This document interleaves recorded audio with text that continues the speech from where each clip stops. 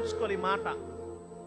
దేవుడిచ్చే మహిమ ఎదుట ఈ శ్రమలు ఎన్నదగినవి కావు.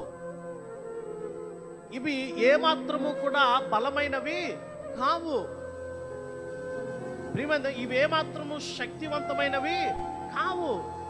దేని ఎదుట? దేవుడు పరలోక రాజ్యంలో నీకు ఇచ్చేటువంటి మహిమ ఎదుట, దేవుడు అనుగ్రహించేటువంటి ఘనత ఎదుట,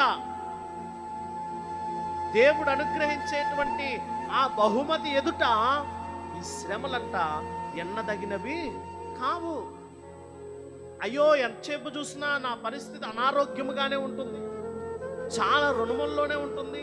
ఒక విషయాన్ని గుర్తుపెట్టుకొని నేను చెప్తున్నాను, దేవుడిచ్చే మహిమ ఎదుట ఇవి ఎన్నదగినవి కాదు.